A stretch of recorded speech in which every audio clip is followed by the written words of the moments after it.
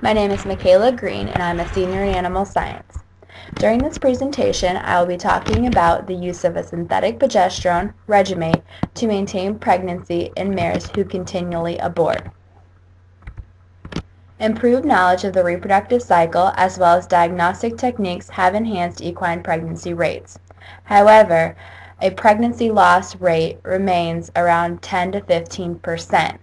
So what do you do with valuable brood mares who continually abort?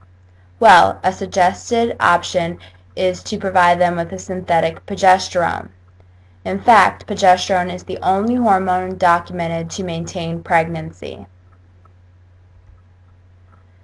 So what I'll be talking about specifically during this presentation are the hormones that influence the mare's reproductive cycle, specifically progesterone and its role in initiating and maintaining pregnancy, how we can maintain pregnancy full term in mares who are not producing sufficient progesterone levels with an exogenous source of progesterone, and the implications of this practice for the equine industry.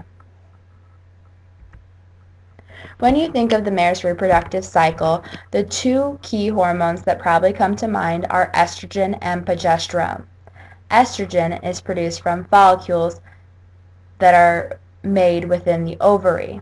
The Graafian follicle, or mature follicle, will be ovulated when it reaches about 40 millimeters in size.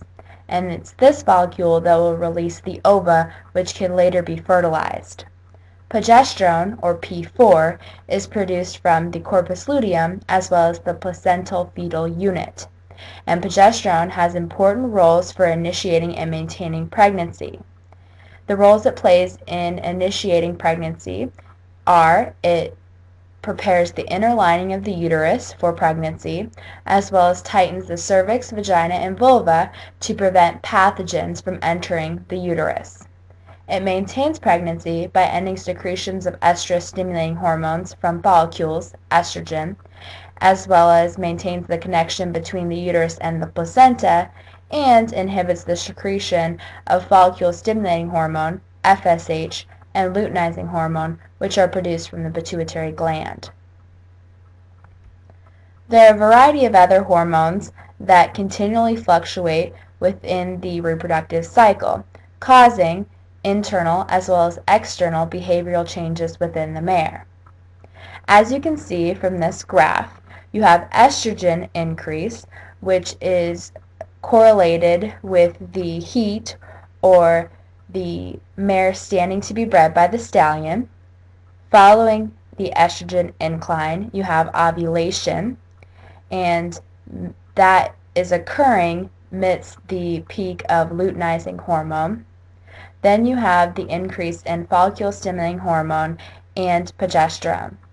Progesterone will maintain a stable level and then decline after you have a sharp incline of prostaglandin F2 alpha. Prostaglandin F2 alpha will lyse the CL, causing the decline of progesterone. The CL will be maintained if the mare is pregnant. After the decline of progesterone, the cycle starts anew. Progesterone is produced, as I have said, from the corpus luteum as well as the placenta. But a distinctive characteristic of the mare is that they produce multiple corpora lutea. The secondary corpora lutea are produced around day 40 to 45 of pregnancy, and the placenta begins progesterone production around day 70 of pregnancy and will take over complete progesterone production around days 120 or 150 through gestation. Progesterone concentrations vary by term. During the early or embryonic stage of pregnancy, the progesterone levels are at their highest and can be measured in the blood around 4 nanograms per milliliter. This is when the mare has an increased risk of abortion. If they have a decline in progesterone levels during this time, this will result in their loss of pregnancy. They do, however, naturally have a decline in progesterone levels during the second half of gestation. Supplementation of progesterone can inhibit miscarriages, having important implications for breeding programs. There are in fact studies that prove this. Mares that experience repeated loss of pregnancy will maintain pregnancy full term when given exogenous progesterone, according to McHugh in 2009. And Dawes and co-workers demonstrated that supplementation of mares with a synthetic progesterone prevented prostaglandin-induced abortions.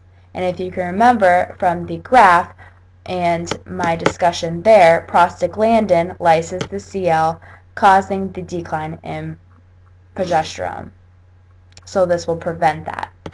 And according to a study performed by McKinnon et al. Comparing progesterones, Regemate was the only drug that prevented abortion due to low endogenous progesterone levels. So therefore, administration of Regemate is a proven option for mares that have difficulty maintaining pregnancy full term. Regemate should only be begun in the administration after you ensure that your horse really needs it. You should first evaluate your management practices as well as your individual mare in question. After you have done this, you can test her progesterone levels 3 to 4 times a day for 3 to 4 days because hormone levels will naturally fluctuate within the blood. You can then administer Regemate 3.5 days after your mare has ovulated when her cervix is closing. You want to avoid beginning Regemate when she has edema in her uterus because this could create the premature closure of the cervix with that fluid. Application of Regemate can also begin after you have detected pregnancy at your 14-day ultrasound. So you may be wondering how to determine ovulation so that you can provide Regemate to your mares 3.5 days following. So if your mare was reactive to a teaser stallion or in heat, as shown by the following signs of estrus, she was squatting, clitoral winking, or urinating, and or all, but now she is not receptive to the stallion, as seen by pinned ears, kicking, and vocalization, she is probably ovulated. You want to verify that she is ovulated by performing an ultrasound examination. During that ultrasound, you want to check for the presence of a corpus luteum. Using both of these methods, you can accurately determine whether your mare has ovulated. And if you have bred your mare at the proper time, she is probably thus pregnant. You should perform routine pregnancy checks to make sure that your mare is making progress with her pregnancy during the administration of Regemate. You should continually check serum or plasma or milk samples to assess the progesterone levels are within value. You should continue the administration of Regemate until about day 40 to 45 of gestation. This is when the mare's secondary corpus lutea should be formed and fully functional.